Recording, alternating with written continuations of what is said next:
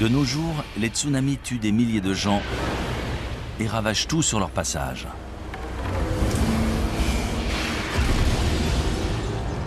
Les séismes détruisent des villes entières.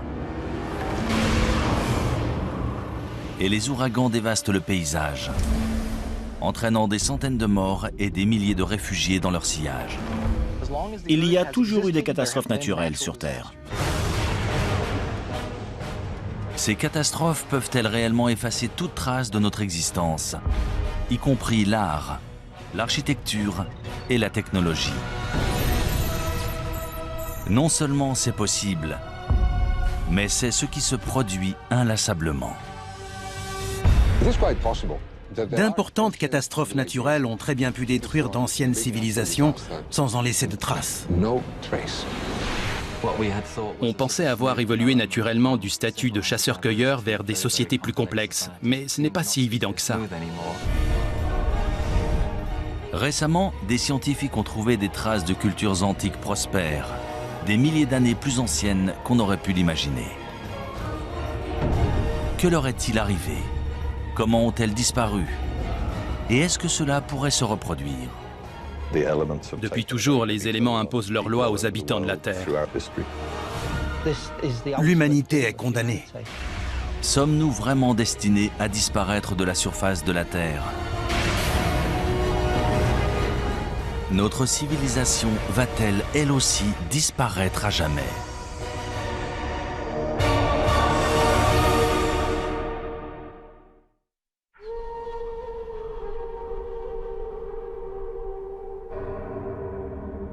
Le désert Roub al-Khali en Oman.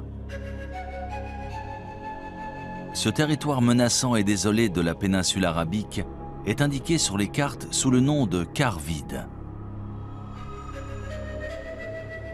Ses sables mouvants et sa chaleur écrasante sont le repère de solifuges venimeuses, d'échides mortelles et de bandes de bédouins nomades.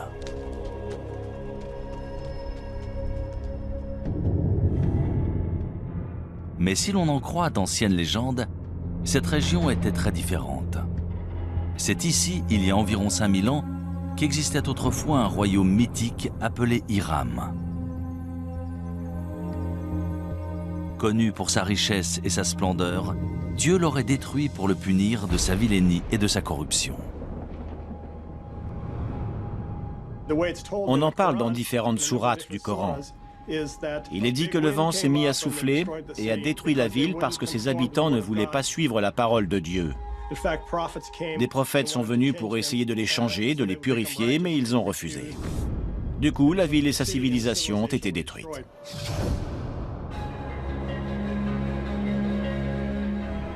Pendant des siècles, historiens et explorateurs ont cherché des preuves de l'existence d'Hiram. Mais il faudra combiner technologie spatiale et archéologie traditionnelle pour enfin réussir à prouver qu'Hiram est bien plus qu'un mythe.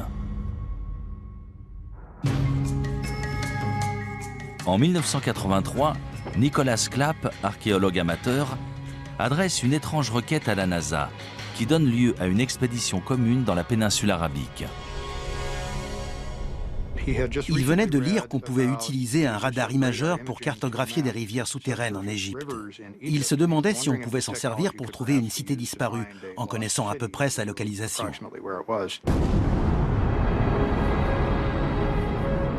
Transportée à bord de la navette Columbia, cette technologie appelée radar imageur spatial fonctionne comme un appareil de radiographie souterrain.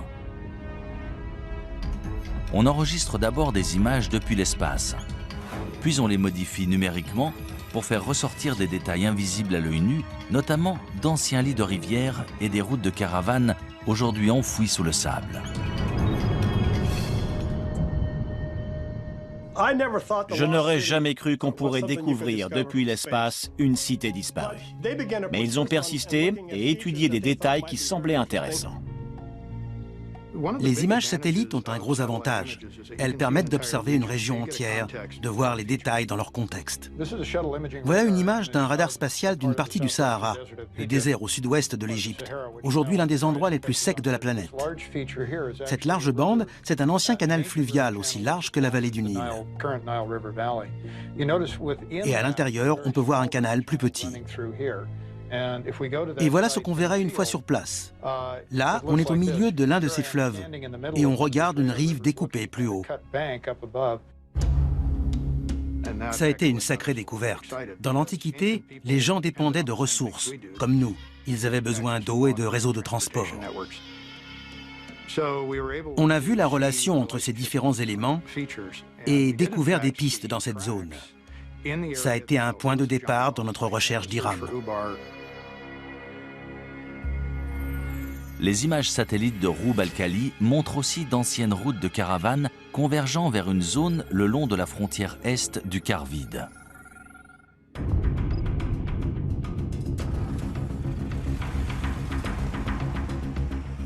On s'est servi d'un GPS, technologie inconnue du grand public à l'époque, ainsi que du système de navigation de l'hélicoptère. C'est comme ça qu'on a trouvé la route qu'on avait vue sur les images satellites et qu'on l'a suivie dans le désert. C'était vraiment passionnant.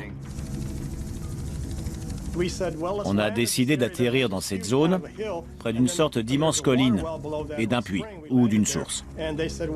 Une fois sur place, je n'en revenais pas. Il y avait des bâtiments. Ça correspondait à la première section d'une place antique faite en pierre avec des murs et des bâtiments. Et il y avait des poteries un peu partout. Ensuite, on a identifié un nombre de lieux qui semblaient importants encore aujourd'hui. Et l'un d'eux était en fait le site d'Iram. Des centaines de milliers de caravanes constituées de centaines de milliers de chameaux et d'ânes transportaient des marchandises et des tissus depuis et vers la côte, en passant par ce site antique d'Iram. C'était un comptoir où se rassemblaient les caravanes de chameaux avant de traverser le désert. Il y avait une forteresse qui servait en fait à protéger la réserve en eau. C'est là qu'on contrôlait les caravanes de chameaux. Si elles voulaient traverser cette zone, il fallait payer une taxe. Après des fouilles plus poussées du site, on découvre les vestiges de 8 tours reliées par des murs de 9 mètres. Cela correspond à la description d'Iram dans le Coran, appelée aussi « cité des nobles piliers ». Mais si cette cité légendaire a bien existé, tous les autres détails à son sujet sont-ils vrais? A-t-elle vraiment disparu après avoir été enfouie sous le sable? Selon les scientifiques et géologues, c'est l'érosion d'un aqueduc sous la cité qui aurait entraîné sa disparition.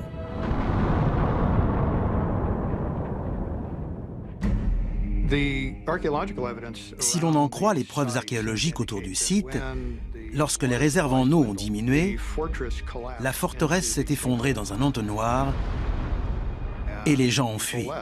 Beaucoup sont morts. Les légendes anciennes relatent le même sort étrange. Mais un tel événement peut-il réellement avoir éradiqué un peuple entier? Peut-il vraiment avoir détruit toute trace d'une culture, d'une langue et d'une civilisation? D'après de nombreux archéologues et historiens modernes, de telles conséquences dévastatrices sont tout à fait envisageables. On ne sait déjà presque rien de notre histoire quand on remonte à 3, 4, 5 000 ans en arrière. Alors, si l'on remonte avant la dernière glaciation, voire les 2 dernières, tout a changé, y compris les civilisations, les organisations et les communautés humaines. Tout a été perdu. Les premières cultures, en particulier celles qui n'avaient pas l'écriture, ont été en grande partie oubliées. On n'a aucune trace historique et les seules traces qu'on puisse trouver sont archéologiques. Cela sous-entend qu'un archéologue trouve des vestiges de ces civilisations et se base dessus pour reconstruire leur histoire.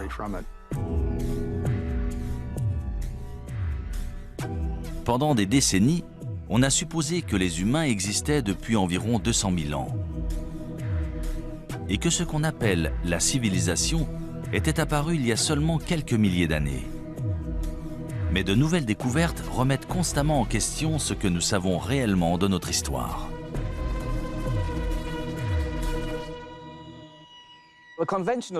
On dit qu'une civilisation naît en même temps que les premières villes et les premiers écrits.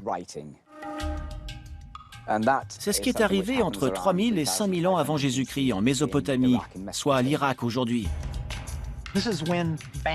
C'est à ce moment-là qu'on est passé de groupes de chasseurs-cueilleurs à une société agraire, c'est-à-dire à des gens capables de faire pousser leur nourriture.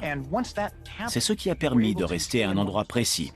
Et c'est avec cette sédentarisation de l'humanité qu'on a commencé à parler du concept de civilisation.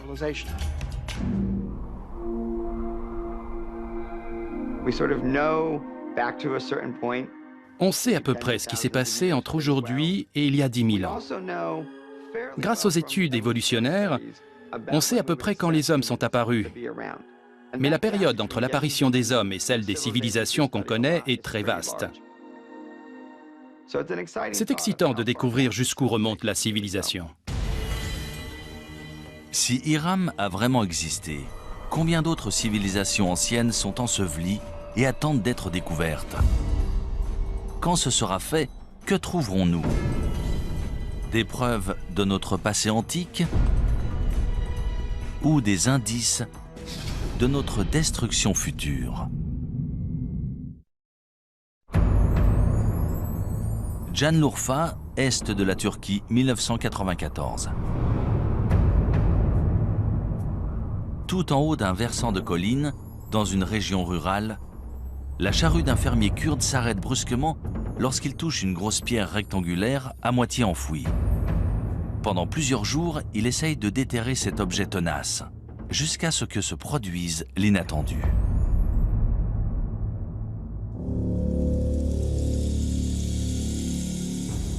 Le fermier découvre des traces de formes étranges sculptées dans la pierre. Très vite, sa découverte attire sur le site des équipes d'archéologues venus du monde entier. Après des fouilles minutieuses, on découvre une série d'immenses mégalithes présentant des sculptures d'animaux en relief extrêmement bien conservées.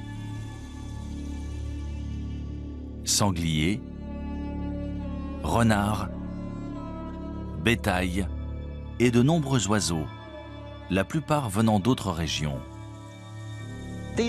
Ces dessins sont magnifiquement exécutés. Certains lions sont absolument incroyables. C'est un site extraordinaire. Mais ce n'est pas le plus étonnant. On estime que ce site, connu sous le nom de Göbekli Tepe, ou la colline au nombril, aurait 11 000 ans, soit presque 5 000 ans de plus que tous les autres sites comparables. Göbekli Tepe a tout changé pour les archéologues. Suite à cette découverte, on a dû élargir notre définition du terme civilisation.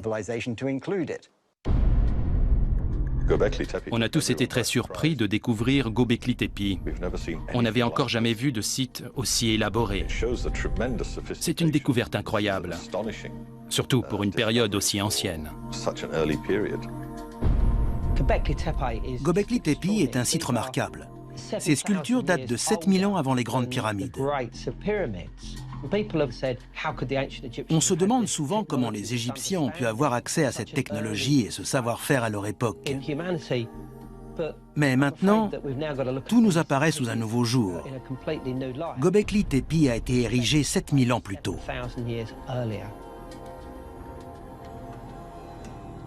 Récemment, l'imagerie radar du site a permis de révéler un gigantesque complexe présentant plus de 20 grandes structures ovales. Chacune est composée de colonnes mégalithiques en forme de T, ainsi que de 4 piliers sculptés en calcaire, reliés par des murs d'1,80 m et disposés dans un cercle mesurant entre 10 et 30 mètres de diamètre. Ils avaient tout organisé, tout prévu. Ils ont réussi à mobiliser des ouvriers et à entretenir ce site qui a ensuite été visité pendant de très longues années. Chaque pierre devait peser entre 15 et 20 tonnes, certaines même entre 40 et 60 tonnes. Quand on pense à l'organisation que ça a dû nécessiter, C'est tout simplement remarquable. De toute évidence, il devait y avoir des centaines, voire des milliers de personnes impliquées dans ce projet. Mais qui a construit Göbekli Tepe? Et à quoi servait cette structure? Göbekli Tepe a tout bouleversé. On pensait avoir évolué naturellement du statut de chasseur-cueilleur vers des sociétés plus complexes, mais ce n'est pas si évident que ça. D'après l'archéologue in situ Klaus Schmidt, il s'agit d'un centre régional majeur. Le site est très impressionnant et sur place, on a l'impression d'avoir le monde à ses pieds. Selon certains archéologues, les tribus nomades du néolithique parcouraient de grandes distances pour atteindre Göbekli Tepe et participer à des fêtes rituelles. Selon d'autres, ces ruines seraient celles d'un temple, voire d'un lieu de sacrifice. Ils devaient se rassembler pour une sorte de cérémonie religieuse. Ces ruines sont forcément un sanctuaire ou un centre religieux. Ce ne sont ni des maisons ni des tombes. On dirait un lieu de cérémonie. Selon de nombreux chercheurs, Göbekli Tepe aurait été utilisé pendant presque 2000 ans. Mais 7000 ans avant Jésus-Christ, les cercles de pierre auraient été enfouis et abandonnés intentionnellement. Pourquoi ? Pourquoi enterrer cet incroyable complexe composé d'au moins 20 structures différentes, voire plus? D'après moi, quelque chose a changé et ils ont dû partir. Et le meilleur moyen d'abandonner le site, c'était de tout enfouir. On n'abandonne pas tout comme ça. Ces sites sont si importants, si sacrés que lorsqu'on les quitte, on les recouvre pour les protéger. Et ensuite, on reconstruit par-dessus ou à côté. C'est le cas ici. On a la preuve qu'ils ont recouvert intentionnellement ces temples avant d'en bâtir un autre ailleurs. Ce n'est pas si simple. Il faut remettre ça en contexte. C'était la toute fin de la dernière période glaciaire, une ère de grands changements. On a des preuves qu'une catastrophe a eu lieu à cette époque sur le continent américain, probablement suite à l'impact d'une comète ou d'un astéroïde. On en a trouvé des preuves un peu partout dans le monde.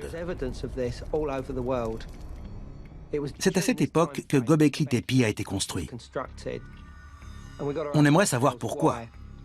A priori, il s'est passé quelque chose qui les a poussés à le faire. Une catastrophe planétaire suite à l'impact d'une comète ou d'un astéroïde? Est-ce cela qui aurait forcé les habitants de Göbekli Tepe à abandonner ce site? Ou est-ce en réponse à cette catastrophe que le site a été bâti comme temple et lieu de recueillement?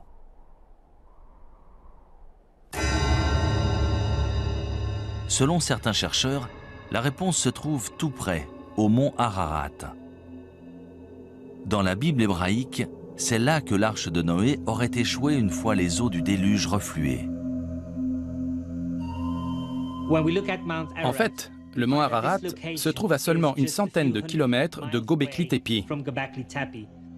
Quand on observe les animaux sculptés à Göbekli Tepe, il est impossible d'expliquer pourquoi certains d'entre eux ont été représentés étant donné qu'on ne les trouve pas dans cette région. Est-ce que certains de ces animaux vivaient dans cette région à l'époque? Et dans ce cas, d'où venaient-ils? Si l'on en croit la mythologie, il s'agirait des animaux de l'arche de Noé. On a beaucoup étudié les origines du déluge. Ce récit existe un peu partout dans le monde. Il existe une version Ojibwe, une version amérindienne, une version chinoise, et on en parle dans la mythologie grecque et la mythologie hindoue. Il est tout à fait possible que des événements réels aient inspiré la mythologie et les légendes. Ces récits du déluge parlent peut-être de vrais déluges. Ces mythes et récits narrant un déluge et le sauvetage de nombreux animaux à bord d'une arche sont-ils vraiment inspirés de faits réels? Nous trouverons peut-être une réponse en étudiant d'autres civilisations disparues. Que vont-elles nous révéler du mystérieux passé et du futur incertain de l'humanité ?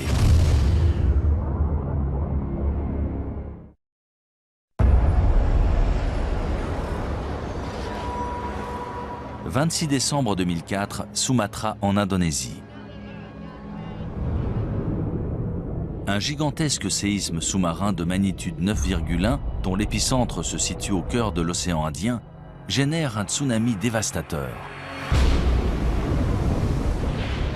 En quelques minutes, il fait plus de 230 000 morts et plus de 2 millions de réfugiés.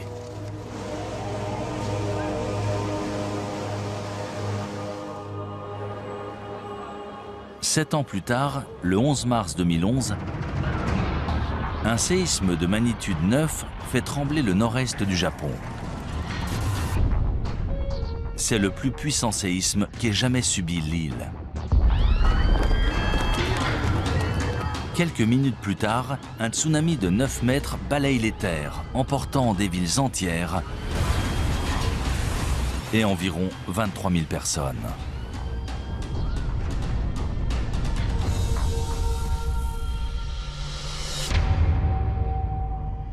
Si des villes modernes, conçues en prévision de telles catastrophes, peuvent être emportées en quelques minutes, c'est peut-être ce qui est arrivé à de nombreuses civilisations antiques, aujourd'hui disparues. Il y a toujours eu des catastrophes naturelles sur Terre. Tsunamis, séismes, éruptions volcaniques, et cela bien avant qu'il y ait des hommes pour en faire le récit. On sait que les volcans ont fait des ravages parmi les civilisations.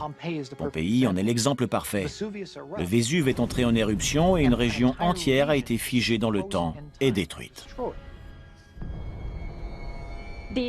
Les cités de Pompéi et Herculanum ont été ensevelies sous les cendres et les pierres volcaniques, mais aussi sous les coulées de lave qui les ont atteintes. Elles ont été préservées, et c'est seulement plus de 1500 ans plus tard qu'on a découvert qu'elles étaient encore là. Malheureusement, face à une catastrophe naturelle de cette ampleur, même une société sophistiquée et à la pointe de la technologie risque soit d'être suspendue et de perdre des décennies de progrès, soit d'être complètement détruite. Héraclion en Crète. En 1894, Sir Arthur Evans, linguiste et archéologue britannique, se rend sur cette île de la mer Égée pour traduire des tablettes en argile récemment découvertes et supposées datées de l'Antiquité grecque. Cependant, ce qu'il découvre surprend les historiens du monde entier. Cette écriture hiéroglyphe n'est pas grecque, mais issue d'une civilisation inconnue datant de 5000 ans avant Jésus-Christ. 3 ans plus tard, Sir Evans mène une expédition et découvre ce qu'on appellera le palais de Knossos.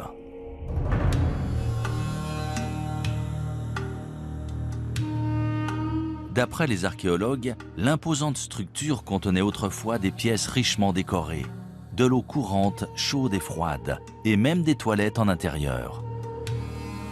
Sir Evans nomme les bâtisseurs du palais les Minoens, en hommage au roi mythologique Minos de Crète. Lors de l'âge de bronze, la civilisation minoenne était toute puissante dans l'est de la Méditerranée. Elle avait une immense flotte et faisait commerce avec pratiquement tous les peuples du bassin méditerranéen. La société de la civilisation minoenne en Crète a été la première à développer des palais très sophistiqués, avec des cours pour tenir des cérémonies, des fresques et une architecture très élaborée. De nos jours, on considère les Minoens comme la première grande puissance en Méditerranée. Ils ont régné entre 2500 et 1600 avant Jésus-Christ. Mais comment un peuple si puissant et avancé a-t-il pu disparaître ainsi? Selon de nombreux chercheurs, on peut trouver la réponse en étudiant l'une des plus importantes éruptions volcaniques de l'histoire de la civilisation, à 110 km au nord de la Crète, sur l'île de Santorin.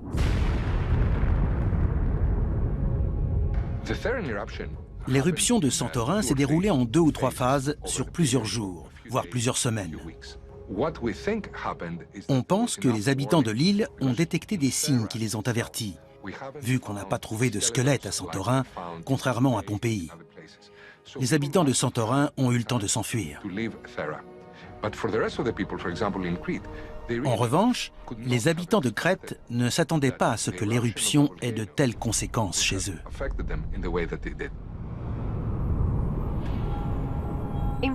En volcanologie, on parle de différents types d'éruptions volcaniques, de petites éruptions présentant surtout des coulées de lave, aux éruptions pliniennes ou ultrapliniennes si elles sont très importantes. Celle de Santorin était une éruption plinienne, peut-être même ultraplinienne. Elle était très explosive, à tel point qu'elle a détruit une majorité de l'île.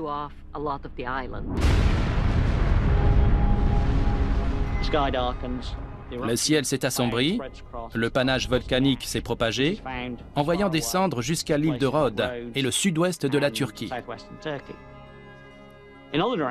Dans les autres directions, on pouvait entendre les explosions au loin, au fur et à mesure que l'éruption progressait.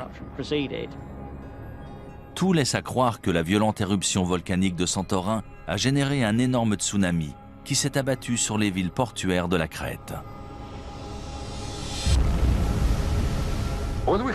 Voici une reproduction de la mer Égée dans l'est de la Méditerranée et du volcan de Santorin. On va voir ce qui s'est passé juste après l'éruption du volcan. Tout d'abord, on a ce qu'on appelle une vague de remblayage suite à l'effondrement de la caldeira du volcan. Ça crée un trou dans la mer. Ensuite, la vague commence à se propager et se dirige vers la Crète, là où vivaient les Minoens. Voilà la vague initiale, elle commence à se propager. Là, c'est la Crète, et dans 20-25 minutes, la vague l'atteindra.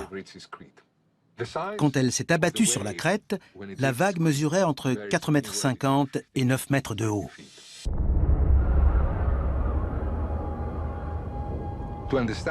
Pour comprendre ce qu'ont vécu les Minoens à l'époque, on peut observer ce qui s'est passé au Japon en mars 2011. C'est un énorme tsunami dont l'impact sur notre société se ressent encore chaque jour. Les Japonais ont réussi à se relever, mais ils n'étaient pas seuls. Le monde entier les a soutenus. Les Minoens, eux, n'avaient personne vers qui se tourner.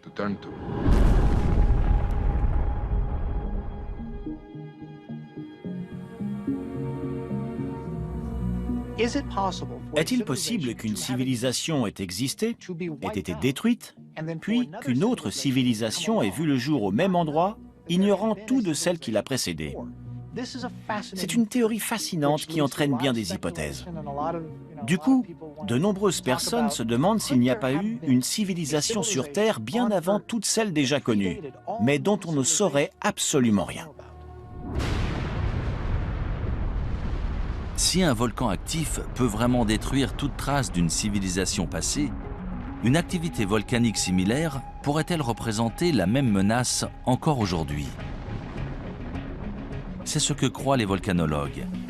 Ils s'inquiètent qu'une telle catastrophe puisse menacer la côte est des États-Unis. L'île de La Palma, près de Tenerife dans les Canaries, présente une faille. On pense qu'une grande partie de l'île pourrait s'effondrer dans l'océan et, de ce fait, générer un gigantesque tsunami. L'effondrement d'un volcan dans les îles Canaries, le Cumbre Vieja ou La Palma par exemple, pourrait entraîner des dommages sur 20 000 km de côte, de Terre-Neuve jusqu'à la côte est des États-Unis, en passant par les Caraïbes et le nord du Brésil. D'après les simulations, lorsque la vague atteindra la côte est des États-Unis, elle fera 10 à 20 mètres de haut. C'est à peu près la taille de la vague qui s'est abattue sur Sumatra après le séisme de 2004 et de celle qui s'est abattue sur le Japon après le séisme de 2011. Une catastrophe naturelle de type éruption volcanique, séisme ou tsunami, peut-elle réellement détruire toute trace d'une civilisation? Au point de bouleverser l'histoire de l'humanité pour les siècles à venir. La réponse se trouve peut-être dans un ancien cimetière rempli d'or. dans une ville côtière sur la mer Noire.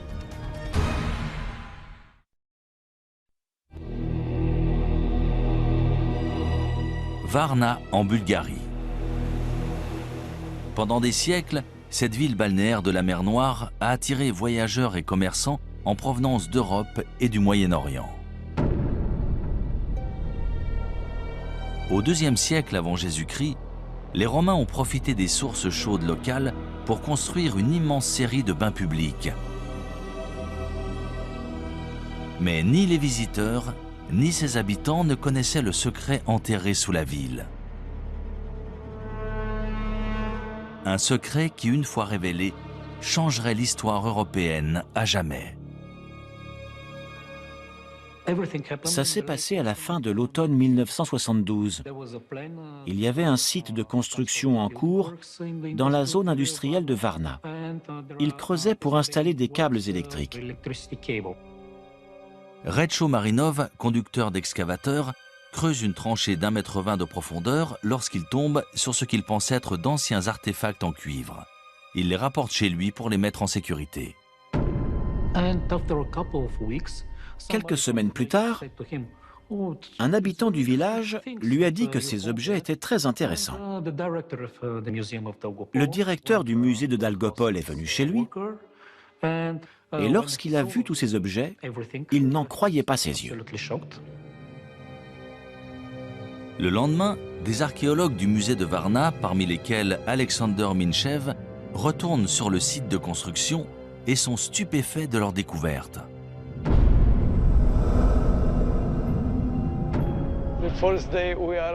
Lorsqu'on est arrivé sur le site, on a vu plusieurs pièces d'or sur la route, écrasées par des semelles de chaussures. Les ouvriers de l'usine passaient plusieurs fois par jour, sans le savoir, près de ces kilogrammes d'or. Personne n'aurait cru que de tels trésors étaient cachés sous un champ, dans une zone pareille. Après des fouilles plus poussées, on découvre que ce terrain non exploité est en fait le site d'un cimetière oublié. Il contient plus de 300 tombes datant d'environ 4500 ans avant Jésus-Christ, selon les archéologues.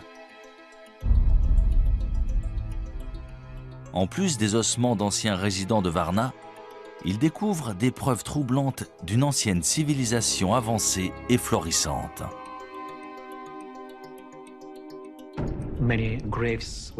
On a trouvé de nombreuses tombes avec des ossements humains. Les corps étaient dans différentes positions, principalement avec la tête orientée vers le nord-nord-est. Et ils étaient enterrés avec leurs ornements et leurs armes. Il existe un tas de ces objets extraordinaires, mais les trouver tous ensemble, dans un seul cimetière, c'est la preuve qu'il s'est passé quelque chose de très important dans la région de Varna.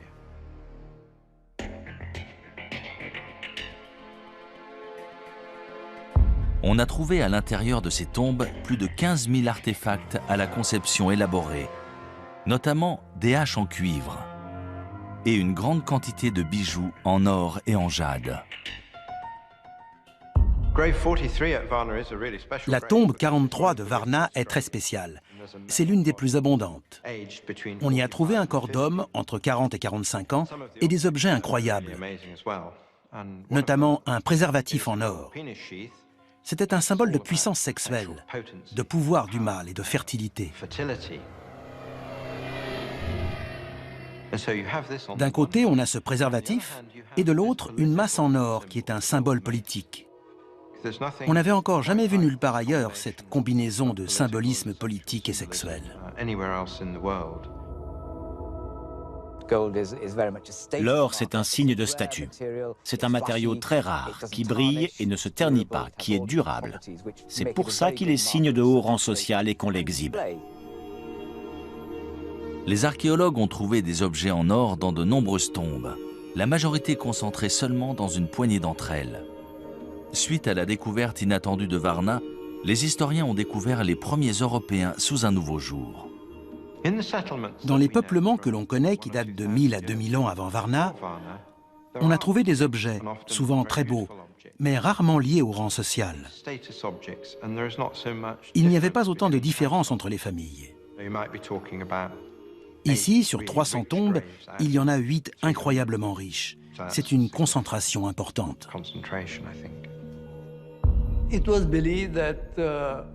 On suppose que pendant l'ère préhistorique, tous les hommes étaient égaux. Ils travaillaient ensemble, partageaient leurs récoltes. Il n'y avait aucune différence, ni d'ordre social, ni autre.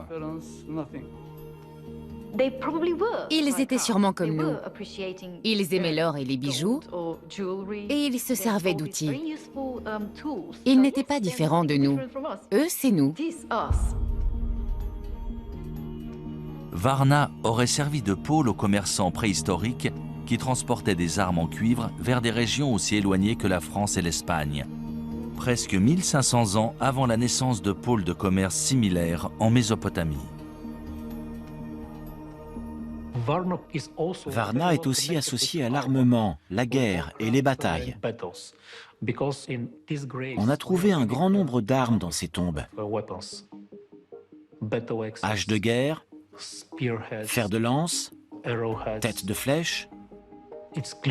Puissance et guerre vont toujours de pair. C'est évident. Avant la découverte de Varna, on connaissait des sociétés très complexes dont on sait aujourd'hui qu'elles datent de l'âge de bronze. Stonehenge est l'une de ces sociétés complexes. Mais Varna date d'au moins 3000 ans avant Stonehenge. La civilisation a mis énormément de temps à se développer. On pensait avoir trouvé tous les marqueurs en Égypte, en Mésopotamie et en Crète, mais Varna existait bien avant cela. L'aube de la civilisation européenne a commencé ici, sur ce site. Et pendant des milliers d'années sous ce sol, l'histoire a conservé ses secrets. Je n'arrive pas à imaginer ce qui serait arrivé si on n'avait pas trouvé Varna, si tous ces objets étaient encore sous nos pieds. Pourtant, un mystère subsiste. Comment la population de Varna a-t-elle disparu vers 4100 avant Jésus-Christ? On a la preuve qu'à la fin du 5e millénaire, probablement vers l'an 4200 avant Jésus-Christ, il y a eu un important changement climatique. Le niveau de l'eau a augmenté et les températures sont devenues plus élevées. De ce fait, les conditions agricoles se sont détériorées. Est-ce qu'un changement climatique, sûrement à l'origine de sécheresses et de famines, pourrait avoir causé la disparition de Varna? Récemment, des fouilles archéologiques au Moyen-Orient nous ont fourni de nouvelles informations. D'après de nombreux archéologues et spécialistes, ces découvertes vont nous permettre de résoudre le mystère entourant la disparition de Varna et d'autres cités disparues. Mais d'autres se basent sur des preuves différentes, plus incroyables encore. Celles des catastrophes naturelles et des cataclysmes de proportions mondiales, voire nucléaires. Des preuves qui impliquent que le temps nous est compté.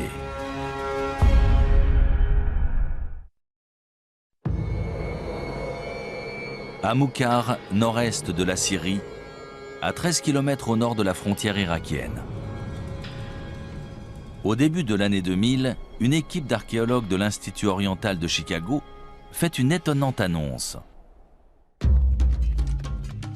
Ils ont découvert les ruines d'une civilisation inconnue datant de plus de 6000 ans. Les fouilles ont révélé une cité autrefois florissante appelée Amoukhar, remplie de ce qui semble être des maisons luxueuses, des boutiques prospères et des bâtiments officiels.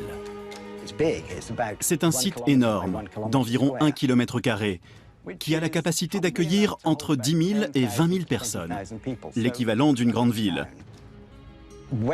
C'était une cité florissante, il devait avoir l'écriture. On n'a pu déterrer qu'une infime partie des bâtiments publics, mais ils étaient entourés d'un vaste mur et de grandes portes. On doit encore mettre à jour certains éléments de cette civilisation toujours enfouie sous un village moderne. Grâce à la découverte d'Amukar, on s'est rendu compte que notre notion d'une cité, c'est-à-dire des divisions du travail avec des lois, un système légal, des structures gouvernementales et une expression artistique, existait peut-être bien avant qu'on ne le croyait. La découverte inattendue d'Amukar a chamboulé ce que les spécialistes avaient établi. Pour eux, la première cité antique était apparue dans le sud de la Mésopotamie, à 650 km à l'est dans l'Irak actuel. Mais si Amukar était bien une vaste cité prospère, pourquoi a-t-elle disparu si soudainement? Vers 3500 avant Jésus-Christ, il y a eu un drame. De toute évidence, ils ont été attaqués. Pendant cette attaque, le peuple d'Amukar a été vaincu. La cité a été détruite et ils n'ont jamais pu reconstruire plus qu'un petit village. La cité ne s'est jamais remise de cette attaque. Une partie de ce peuple du 4e millénaire avant Jésus-Christ a été décimée. Lors du dernier décompte, on avait une douzaine de squelettes. Mais d'après ce que je sais, certains corps n'ont pas été enterrés dans les règles. Qu'une guerre ait détruit ce site, ça me semble plutôt convaincant.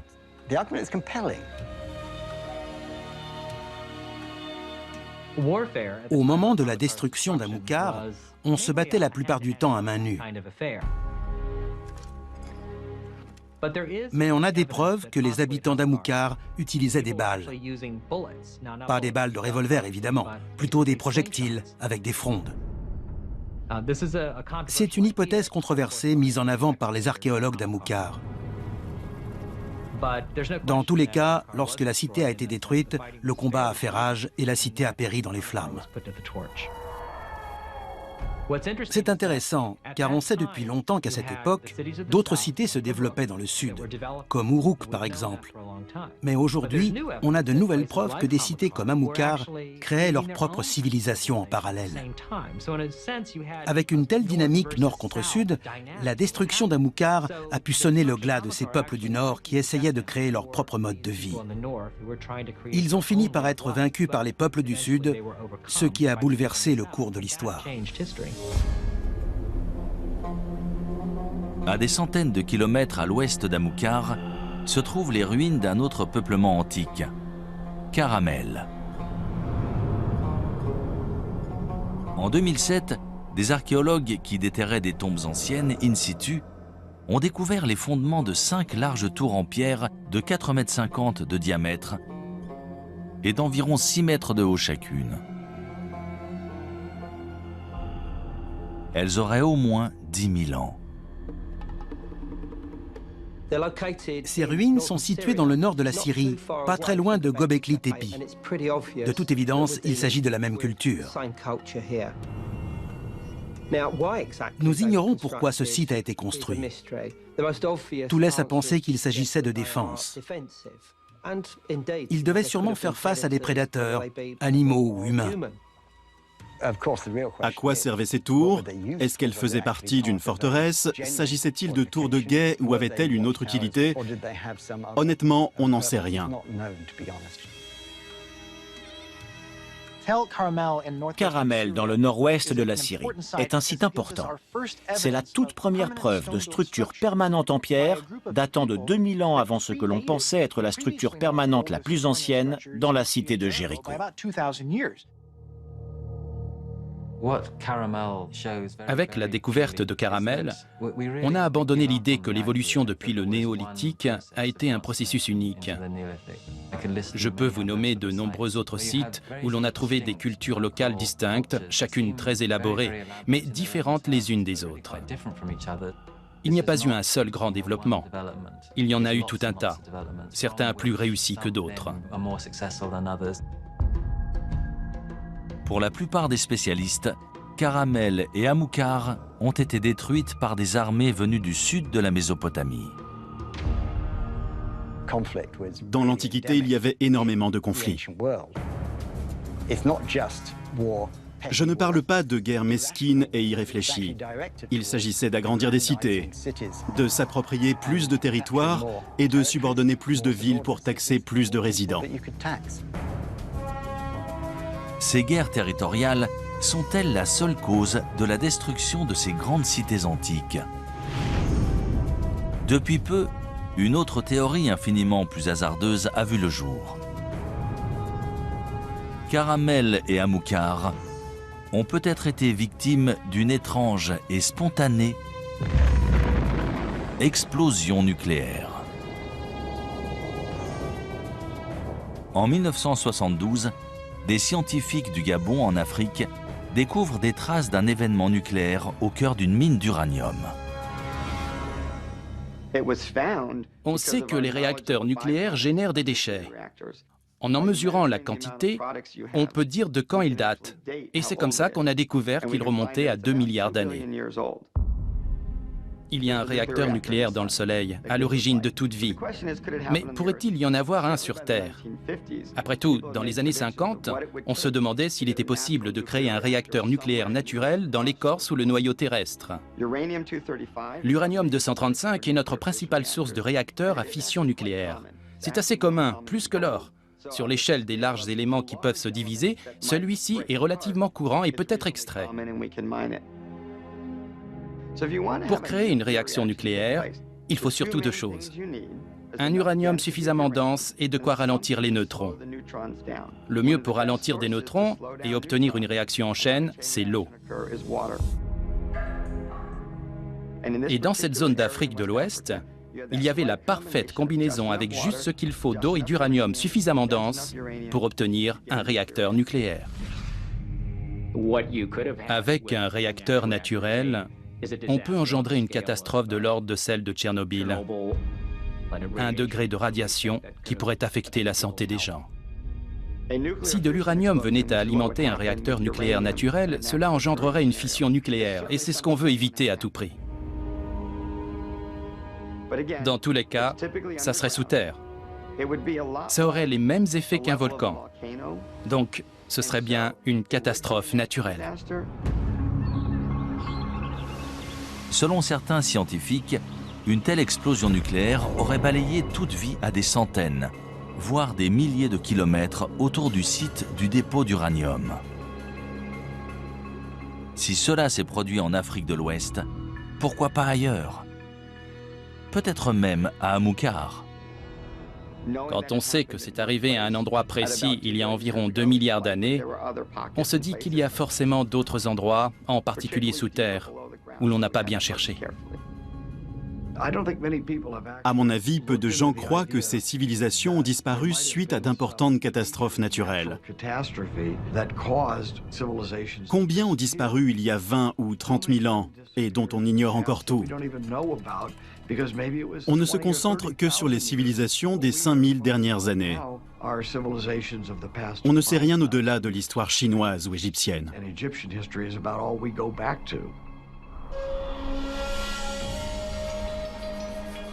Ces civilisations préhistoriques ont-elles vraiment été anéanties par des explosions naturelles issues des profondeurs de la Terre? Ou est-il possible que ces cités antiques aient été détruites depuis beaucoup plus loin?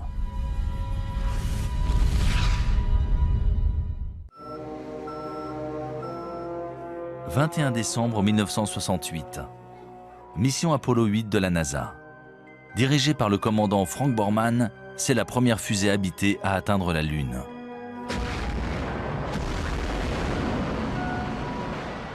Après avoir tourné 10 fois en orbite autour de la Lune, les astronautes capturent parmi les plus belles images de sa surface. Sur ces photographies, on voit la Lune jalonnée de milliers de larges cratères. Certains y voient la preuve qu'elle a été le site d'une activité volcanique virulente. Mais d'après des preuves récentes, ces nombreux cratères seraient le résultat d'un incident plus sérieux. D'énormes impacts d'astéroïdes. Des astéroïdes qui ont peut-être aussi bombardé la Terre.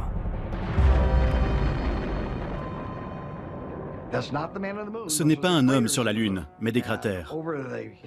Et au cours de l'histoire de la Lune et du monde, de nombreux autres objets ont probablement touché la Terre, puis la Lune.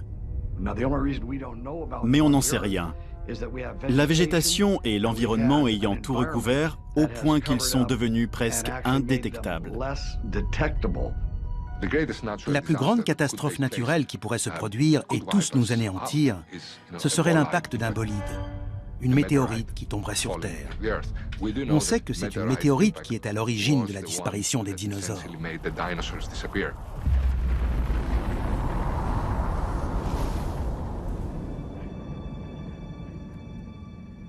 Nous voici au bord du météore cratère, site célèbre d'un impact de météorite dans le nord de l'Arizona.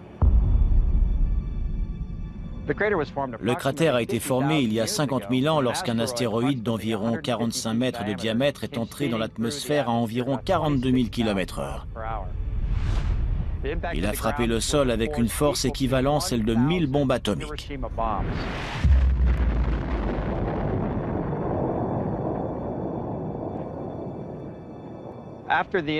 Aujourd'hui, le cratère fait environ 1250 mètres de diamètre, 4 km de circonférence et environ 168 mètres de profondeur.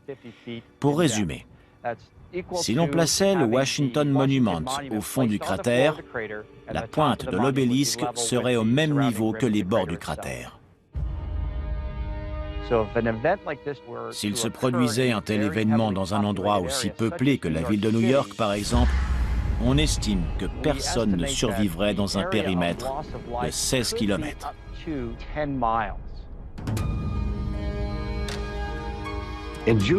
En juin 2002, il s'est produit un événement qui aurait dû tirer la sonnette d'alarme. Un astéroïde de la taille d'un terrain de football est passé entre la Terre et la Lune, à un tiers de la distance qui nous sépare de la Lune. Il a fallu qu'il nous dépasse pour qu'on sache qu'il était là. S'il avait atterri dans le Pacifique, il aurait pu balayer le sud de la Californie avec un tsunami. Un objet d'un incroyable pouvoir destructeur a frôlé la Terre et on ne s'en est rendu compte qu'après son passage. On ne peut pas laisser ce type de menace passer inaperçue à l'avenir. En 2005, la NASA a commencé à suivre les plus gros astéroïdes connus risquant de heurter la Terre. C'est ce qu'on appelle des objets géocroiseurs. Un objet géocroiseur est soit une comète, soit un astéroïde progressant dans l'espace proche de la Terre. Techniquement, c'est un objet qui peut se trouver à 45 millions de kilomètres de l'orbite de la Terre et dont la taille peut varier entre une balle de golf et un pâté de maison, voire plus. Même si de nombreuses météorites de la taille d'une balle de baseball entrent tous les jours dans notre atmosphère, ils se désintègrent dans la haute atmosphère. Seuls les astéroïdes d'au moins 30 mètres de diamètre risquent de frapper la surface de notre planète. Le dernier astéroïde le plus dévastateur a frappé la Terre le 30 juin 1908 au-dessus de la rivière Tunguska, en Sibérie russe.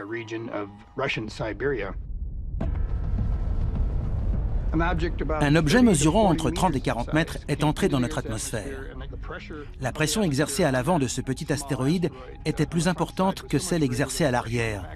Du coup, il s'est aplati et a explosé à environ 6,5 km au-dessus de la surface de la Terre.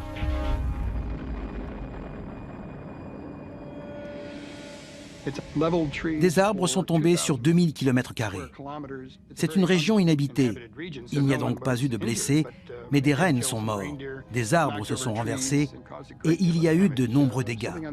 On parle d'environ 5 mégatonnes d'énergie, soit 385 fois l'énergie générée par la bombe d'Hiroshima à la fin de la Seconde Guerre mondiale. Même si l'impact d'un météore de la taille d'un terrain de football aurait des conséquences dévastatrices, les scientifiques redoutent surtout des objets encore plus gros. Il y a environ 1000 astéroïdes d'1 ou 2 kilomètres, voire plus, dans l'espace près de la Terre. Un impact de ce type entraînerait des conséquences planétaires. Et ce n'est pas le pire. La poussière et les débris projetés dans l'atmosphère plongeraient la Terre dans le noir. Sans oublier les pluies acides et les tempêtes de feu causées par les débris s'abattant sur notre planète. En plus de la poussière, la suie stopperait la photosynthèse, indispensable aux plantes. Et bien sûr, aux animaux se nourrissant de ces plantes. En cas d'impact d'astéroïdes, le plus problématique seraient les effets secondaires. Lorsqu'on parle d'impact d'astéroïdes ou de météores, on parle d'objets qui pourraient annihiler non seulement des populations d'organismes vivants, mais des civilisations entières, comme ils l'ont fait par le passé. Ces dernières années, l'équipe d'observation des objets géocroiseurs de la NASA a élargi ses recherches pour inclure des objets de plus de 140 mètres de diamètre. L'un d'eux, un astéroïde de 300 mètres de large nommé Apophis, devrait approcher la Terre en 2029. Apophis est très gros. Il a été découvert en 2003 et pendant un temps, on pensait qu'il allait heurter la Terre. Il y avait une chance sur 37 qu'il nous heurte en 2029. Mais grâce à des observations poussées, on a exclu un impact en 2029. Malgré tout, il passera tout près. Il sera visible à l'œil nu depuis l'Europe. Vous devriez voir un astéroïde passer près de la Terre sans la heurter. Même si les scientifiques ont calculé la trajectoire d'Apophis, ils ne peuvent prévoir comment cet énorme astéroïde réagira face à d'autres facteurs, notamment la pesanteur de la Terre. Le plus inquiétant, c'est qu'une fois passé, il repassera 7 ans plus tard. Et l'on ignore si la pesanteur de la Terre aura modifié sa trajectoire. Il pourrait donc revenir pour heurter la Terre. S'il passe à travers un trou de serrure de 600 mètres au moment de son approche en 2029, il repassera et heurtera la Terre en 2036. Il n'est pas assez gros pour détruire notre planète, mais suffisamment pour causer des centaines de milliers, voire des millions de morts, s'il frappe au mauvais endroit. Malheureusement, d'après les scientifiques, il ne s'agit plus d'une hypothèse. Un jour ou l'autre, un énorme astéroïde heurtera la Terre. Lorsque cela se produira, est-ce que toutes les traces de notre civilisation disparaîtront? Un astéroïde, un énorme rocher venu de l'espace, a-t-il dévasté l'écosystème au point qu'il n'en reste rien? Il est possible de balayer une espèce entière et toute trace de ce qui existe. Cela pourrait-il expliquer pourquoi d'autres civilisations anciennes ont été détruites et pratiquement oubliées? Il est très possible que des civilisations anciennes aient été détruites par des objets géocroiseurs qui nous ont heurtés. Objets qui ont complètement transformé la nature de la planète. Je sais que beaucoup de gens nous prennent pour des fous qui pensent que le ciel va leur tomber sur la tête. Non, le ciel ne va pas nous tomber sur la tête. Mais il y a bien quelque chose là-haut qui se dirige vers nous.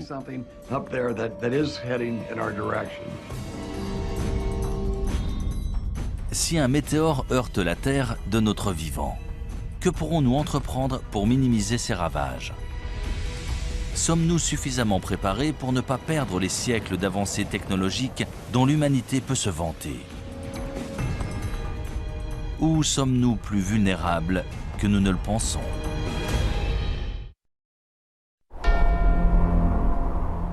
Le Kilimandjaro en Tanzanie.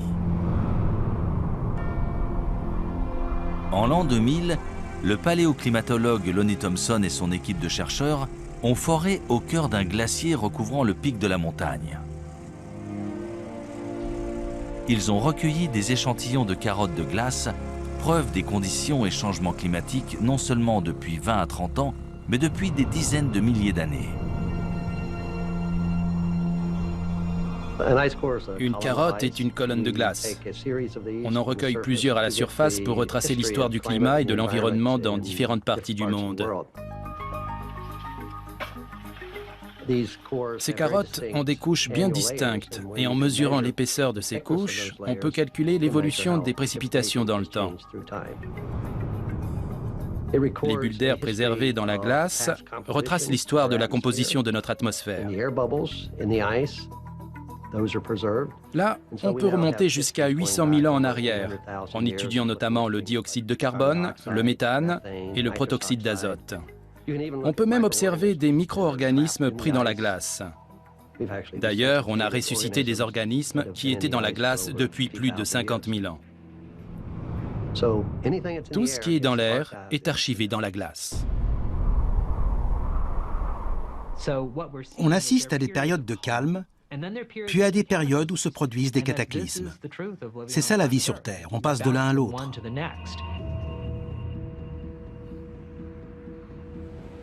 Stockées dans ces immenses congélateurs à l'Université d'État de l'Ohio, voici les carottes de glace que Lonnie Thompson a recueillies dans des glaciers du monde entier. On en a recueilli plus de 7000 mètres. C'est la seule collection tropicale de carottes de glace au monde. Certaines viennent du Kilimandjaro et d'autres de l'archipel François-Joseph à l'extrême nord de la Russie.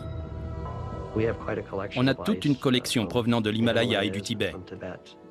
La plus ancienne carotte jamais forée dans une région montagneuse vient de l'ouest de la Chine et date d'il y a plus de 750 000 ans. Les carottes de glace sur ce rayonnage proviennent du plateau de Bruce, dans la péninsule antarctique. Elles ont été forées cette année et seront découpées et étudiées dans le laboratoire.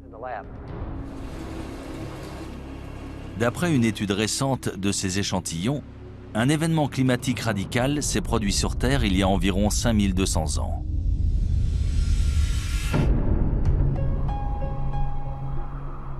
Ce changement soudain coïncide avec l'émergence de nombreuses nouvelles civilisations en Asie et au Moyen-Orient. Il semblerait qu'il y ait eu un renouveau partout dans le monde, mais on ignore pourquoi. Pourquoi c'est arrivé à ce moment-là? Pendant 100 000 ans, on avait une vie heureuse de chasseurs-cueilleurs. Et soudain, les choses ont changé. Qu'est-ce qui a entraîné ce changement? Il faut chercher un dénominateur commun. Et ce qui semble relier toutes ces sociétés agraires, c'est le climat.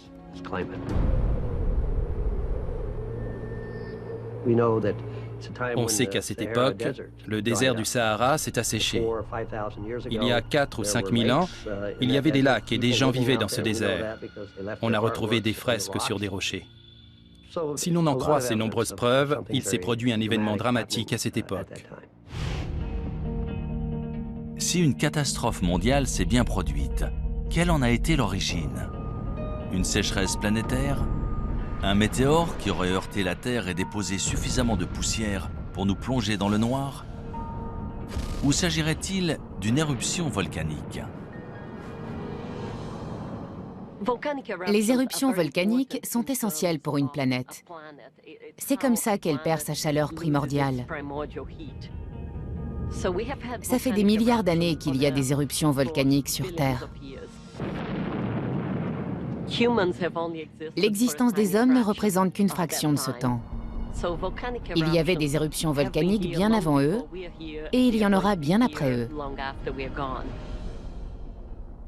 Sans elles, la Terre ne serait pas ce qu'elle est aujourd'hui. On compte de nombreux volcans actifs à travers le monde, la plupart trop petits pour détruire la Terre à l'échelle mondiale. C'est sans compter sur un supervolcan. Il y a des volcans qu'on considère comme normaux. Ils rejettent une certaine quantité de lave et d'énergie et génèrent une explosion d'une certaine taille. Si la lave et les gaz d'un volcan sont particulièrement bien enfermés, la pression sera d'autant plus forte et l'explosion d'autant plus massive. Et c'est ce qu'on appelle un supervolcan. Certains volcans génèrent des éruptions très importantes.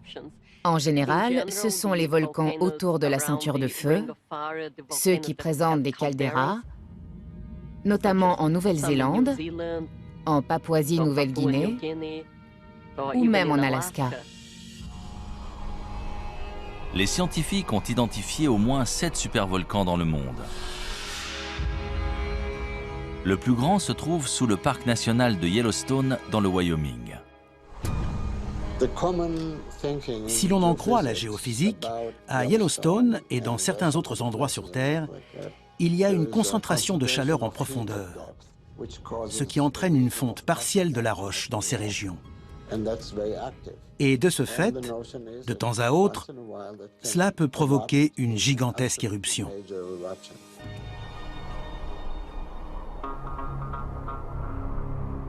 D'après les scientifiques, la plus récente éruption à Yellowstone s'est produite il y a environ 600 000 ans. On ignore quand Yellowstone entrera de nouveau en éruption. On n'a aucun moyen de le savoir. Quand on prédit le temps ou un événement géologique, il y a toujours une marge d'erreur. On ne peut jamais savoir quand ça va précisément arriver. Yellowstone est un volcan relativement jeune. Il est entré en éruption pour la première fois il y a 2,5 millions d'années. Géologiquement parlant, c'est jeune. Ce serait terrifiant si Yellowstone donnait de nouveau une éruption catastrophique. Ce serait du jamais vu. À côté, une éruption du mont Saint-Helens, c'est ridicule. Cela entraînerait un changement climatique sur toute la planète. La température moyenne de la Terre chuterait et l'ouest des États-Unis serait ravagé. Tout serait recouvert de cendres. Il n'y aurait plus d'agriculture. Et ça durerait un moment. Cette éruption bouleverserait notre civilisation. La cendre et les gaz toxiques émis lors d'une grosse éruption pourraient créer un brouillard qui plongerait la planète dans le noir pendant plusieurs années. Dans l'obscurité, les récoltes et les animaux mourraient, condamnant les hommes à mourir de faim. Si Yellowstone explosait aujourd'hui, vu que nous sommes de plus en plus nombreux, les conséquences de l'éruption seraient beaucoup plus grandes que par le passé. 7 millions de personnes voient le jour chaque mois à travers le monde. C'est du jamais vu.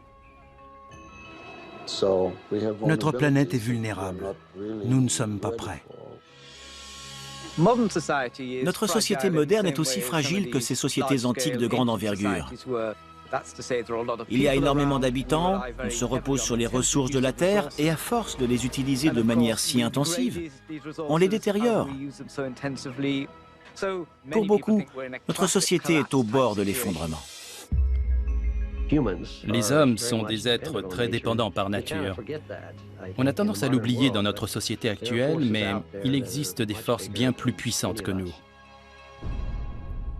Ces forces ont toujours été là et ont déjà bouleversé des cultures et des civilisations par le passé.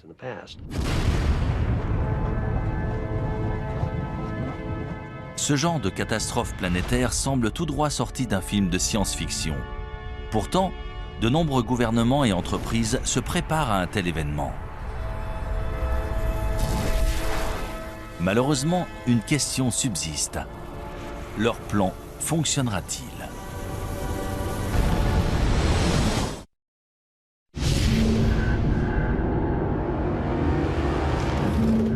Selon les scientifiques, notre planète a déjà subi plusieurs extinctions par le passé. Suite à ces événements, le nombre de plantes et d'animaux s'est vu réduit à quelques spécimens. Mais si notre civilisation devait soudain s'éteindre, est-ce que toute notre culture et notre technologie disparaîtraient ?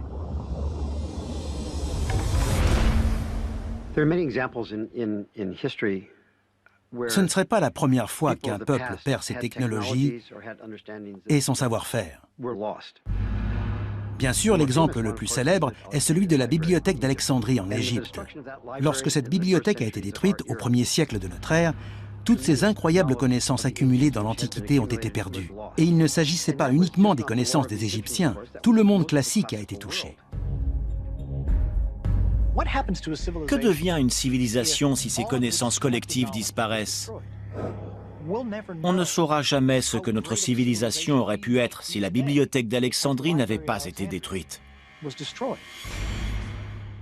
Les Égyptiens avaient un savoir incroyable, en particulier dans le domaine médical, et nous l'avons perdu. Est-ce qu'on en a recouvré ou redécouvert la majorité? Sûrement. Mais notre société serait-elle encore plus avancée si nous n'avions pas perdu ces connaissances, si nous n'avions pas dû attendre de les redécouvrir? Bien sûr, il est possible que certaines idées et connaissances de ces sociétés antiques aient été perdues pour toujours. On ne le saura jamais vu qu'on n'a aucun moyen d'en être sûr. Contrairement à l'Antiquité où bon nombre d'informations étaient gravées dans la pierre, aujourd'hui, on enregistre nos données et nos archives dans des puces mémoire en silicone. Si elles venaient à disparaître, dans des dizaines de milliers d'années, les gens auraient bien du mal à reconstruire nos vies et à se faire une idée de la façon dont on vivait. Paradoxalement, l'art rupestre préhistorique a probablement plus de chances de survivre que notre technologie moderne. Hutchinson, Kansas. À 200 mètres sous la ville se trouve un immense centre de stockage, aussi long que 35 terrains de football. En 1959, on a ouvert à l'intérieur d'une mine de sel la chambre souterraine d'Hutchinson pour protéger d'importants documents et biens du gouvernement pendant la guerre froide. Aussi appelée stockage éternel, c'est probablement la plus grande capsule témoin du monde. Une cave ou un sous-sol n'est pas toujours le meilleur endroit pour conserver des objets de valeur, mais il y a des avantages. La température est stable et les réactions chimiques responsables de la dégradation des objets dépendent justement des changements de température. L'humidité joue aussi un rôle important. Un degré d'humidité stable, ni trop élevé ni trop bas, c'est idéal pour la conservation. C'est l'une des raisons pour laquelle les musées ont toujours une température et un degré d'humidité stable. Et un moyen simple d'y parvenir, sans utiliser trop d'énergie, c'est de s'enfoncer sous terre. Dans cette mine, en plus, le sel absorbe naturellement l'humidité. Prenons le cuir qui a servi à rédiger les manuscrits de la mer Morte. Il a été lavé dans cette mer salée et le sel a agi comme un conservateur naturel, empêchant les microbes d'abîmer le cuir. C'est pour ça qu'ils sont encore en si bon état aujourd'hui. Parmi les objets précieux et rares stockés ici, les copies originales de nombreux films et programmes télé populaires, ainsi que des photographies et documents historiques importants. Grâce à une température constante de 20 degrés Celsius, cette chambre souterraine offre des conditions de préservation presque parfaites. Quelle que soit la civilisation, y compris la nôtre, quand on veut conserver un objet, il faut le mettre dans une chambre forte ou une grotte pour qu'il ne soit pas exposé aux éléments. Il existe dans tout le sud de l'Europe des grottes abritant des dessins et peintures extrêmement bien conservés. La plus ancienne et élaborée de toutes a été découverte en 1994 dans la vallée de l'Ardèche en France. D'après les scientifiques, les œuvres à l'intérieur de la grotte Chauvet datent de 30 000 ans avant Jésus-Christ. C'est l'une des plus belles grottes ornées de la période glaciaire. C'est impressionnant. On n'en avait encore jamais vu de cette taille dans cette région. Elle est d'une incroyable richesse. Il y a environ 400 peintures et gravures d'animaux, de magnifiques représentations de chevaux, de rhinocéros, d'ours, une grande variété d'images.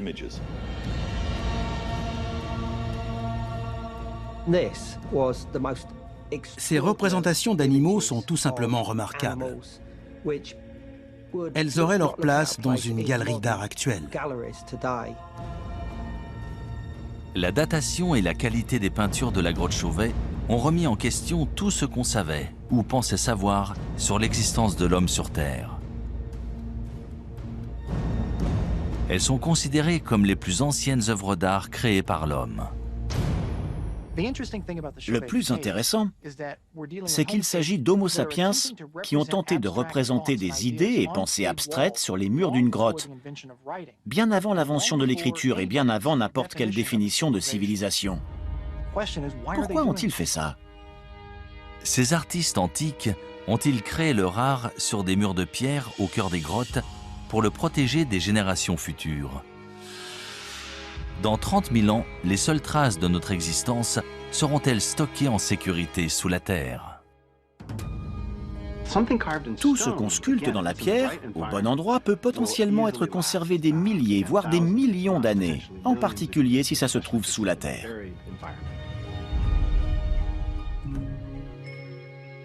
C'est sur une île norvégienne isolée, à 1300 km au sud du pôle Nord et à presque 125 mètres au cœur d'une montagne de grès, que se trouve la réserve mondiale de semences du Svalbard.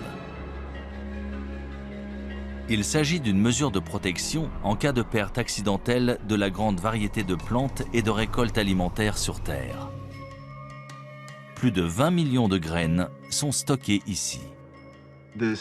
Les graines sont stockées dans une mine de charbon abandonnée, transformée en une réserve stabilisée.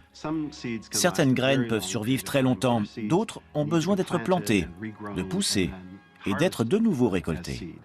Ce n'est pas un environnement statique. Ici, les graines sont constamment renouvelées et échangées contre des graines issues d'autres réserves dans le monde. Cette réserve de graines a été conçue spécialement au cas où notre civilisation serait détruite.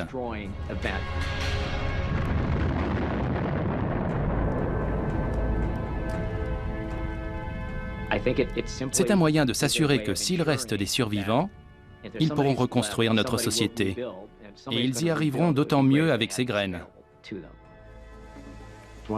Ce qui fait de l'homme un être unique, c'est sa capacité à réfléchir au passé, au présent et aussi à l'avenir.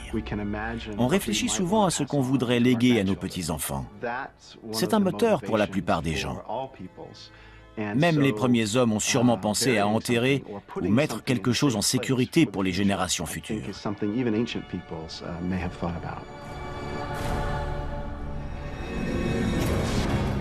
Si des civilisations anciennes ont délibérément conservé des preuves de leurs connaissances et technologies avancées dans des grottes ou structures souterraines, ces trésors cachés pourront-ils nous aider à savoir qui nous sommes et d'où nous venons? Et surtout, quel pourcentage de notre civilisation survivra dans le futur? Pouvons-nous réellement disparaître de la planète sans laisser de traces?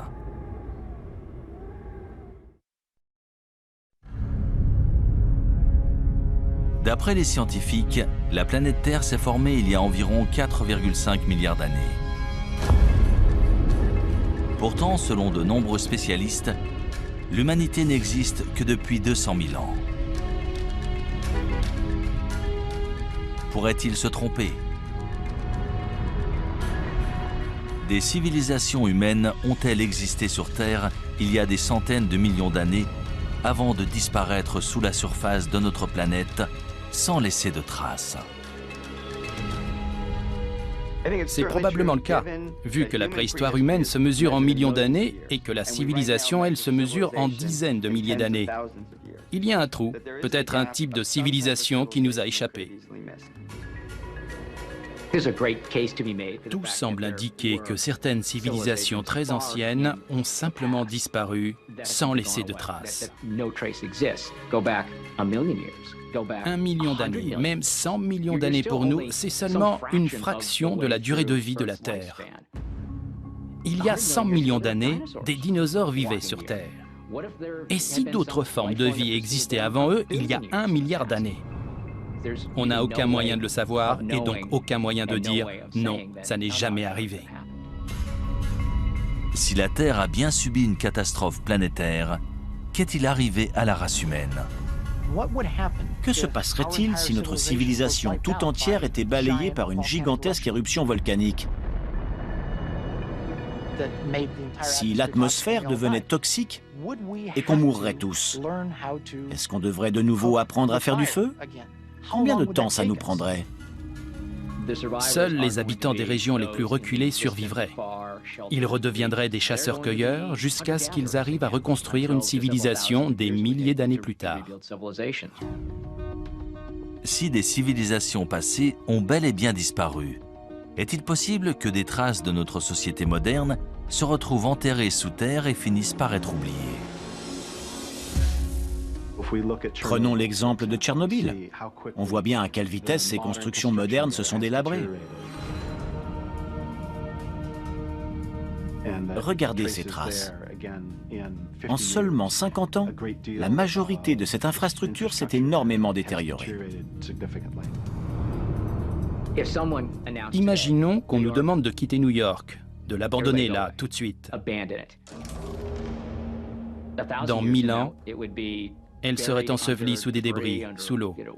La plupart des bâtiments se seraient effondrés depuis longtemps.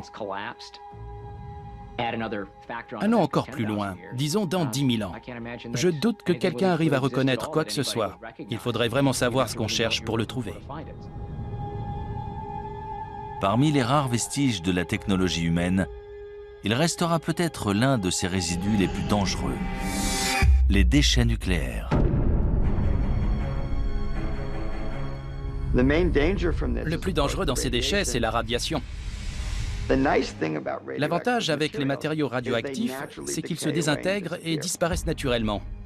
L'inconvénient, c'est que pour la plupart, ça prend des milliers ou des dizaines de milliers, voire des millions d'années. Il faut absolument concevoir une zone de stockage sûre qui les contiendra pendant très longtemps. Le traitement des déchets radioactifs issus de la création d'armes et de l'énergie nucléaire est sujet à controverse. On doit bien s'en débarrasser quelque part sur Terre. On a donc prévu de les enterrer profondément dans le sol. C'est la solution géologique au problème des déchets nucléaires. Le département de l'énergie des États-Unis a engagé une équipe de spécialistes qui étudie des sites de traitement des déchets nucléaires aux côtés d'ingénieurs. Ils espèrent concevoir un signe d'avertissement universel que les prochaines générations pourront comprendre pendant au moins 10 000 ans. Ils doivent imaginer tout un concept pour prévenir les gens et les avertir du danger. Il faut concevoir une tradition qui sera perpétuée et transmise de génération en génération, et maintenir cet avertissement pour protéger les gens des déchets nucléaires. Le concept envisagé présente un immense terrassement pour entourer le site entier. Une fois terminé, la berme mesurera 10 mètres de haut et 30 mètres de large. Le projet comprend également une série de balises en granit mesurant chacune 7,50 m de haut et ornées d'avertissements gravés dans différentes langues. Cet ensemble de signes d'avertissement énigmatiques peut-il être efficace? Ou sera-t-il aussi mystérieux et indéchiffrable que les sculptures de Göbekli Tepe ou les mégalithes de Stonehenge? On ne va pas dessiner une tête de mort dessus. Ce sera absolument pas parlant dans 500 ans. Quelle sorte de phrase peut-on écrire? Ne creusez pas ou faites demi-tour? C'est très compliqué. Dans la longue histoire de notre planète, l'activité humaine représente moins de 1% de ces 4,5 milliards d'années de vie. Mais sommes-nous simplement des grains de sable, des résidents temporaires voués à être oubliés d'ici 100 000 ans ou même moins? Je pense que les êtres humains seraient capables de s'exterminer. On pourrait détruire la race humaine, mais on ne peut pas détruire la Terre. Elle était là bien avant nous et elle sera toujours là bien après nous. Si chaque trace de notre civilisation peut être détruite aussi facilement, comment les historiens peuvent-ils être sûrs que tout ce que nous vivons ne s'est pas produit auparavant?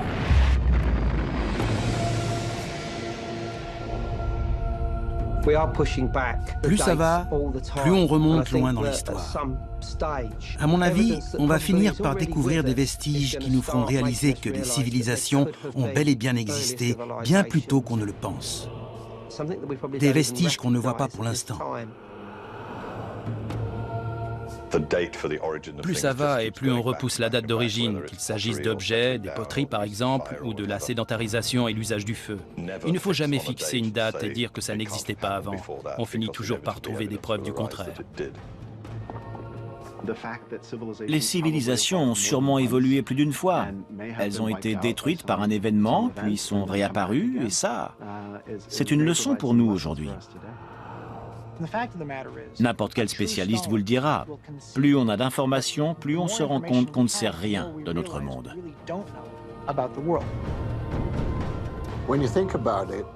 Quand on y pense, les traces écrites qu'on a de ce passé lointain sont si infimes qu'en fait, on ne sait presque rien. L'histoire de l'humanité est-elle si mystérieuse?